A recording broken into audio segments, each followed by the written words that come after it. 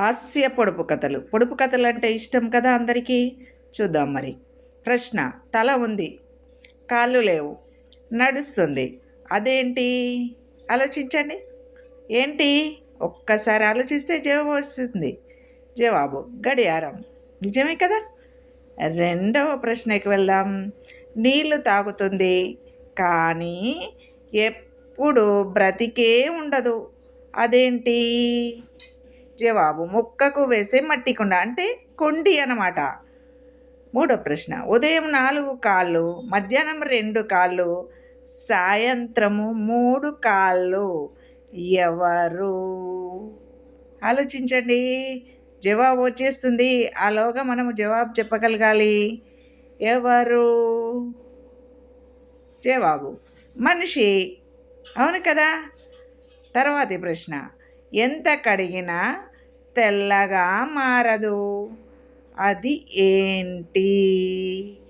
ఏంటి? జవాబు బొగ్గు కదా. ఎంత కడిగినా తెల్లగా మారదు.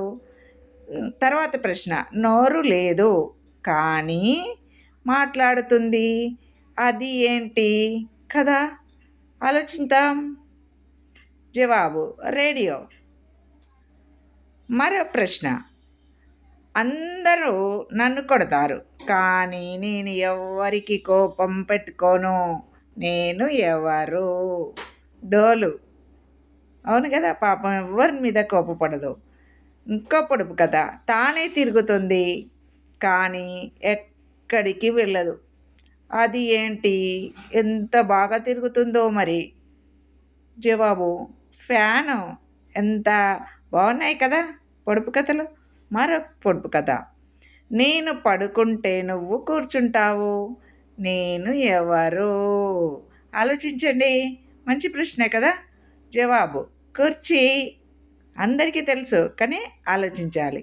మరొకటి: పుట్టినరోజు ఒకటే కానీ వయసు ప్రతి సంవత్సరం పెరుగుతుంది, అది ఏంటి? జవాబు మనిషి కదా. పుట్టినరోజు ఒక్కటే.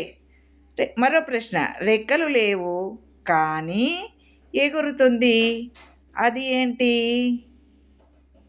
జవాబు గాలిపటం. అవును కదా.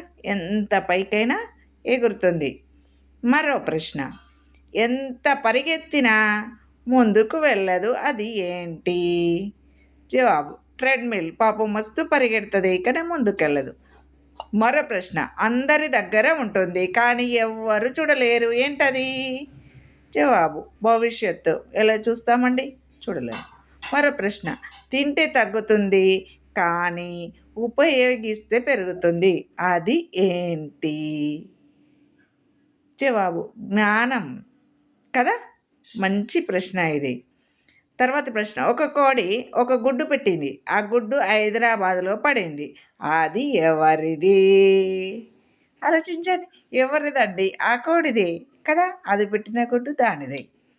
మరో ప్రశ్న: కాళ్ళు లేవు కానీ ఇంటంతా తిరుగుతుంది, అది ఏంటి? ఇదందరికీ తెలుసు. జవాబు గాలి. అది ఎక్కడైనా తిరుగుతుంది. ప్రశ్న: నన్ను ఎంత తీసుకుంటే అంత పెద్దదవుతావు, నేను ఎవరు? అమ్మో, ఎవరో చూద్దాం. జవాబు గొయ్యి. ఇక ఇంకో ప్రశ్న: చదవలేము కానీ అందరూ చూస్తారు, అది ఏంటి? జవాబు అద్దం. ప్రతి ఒక్కరూ చూసేదే. మరో ప్రశ్న: ఏ బస్సు ఎప్పుడు స్టార్ట్ కాదు? జవాబు సిలబస్ అండోయ్, అది ఎందుకు స్టార్ట్ అవుతుంది?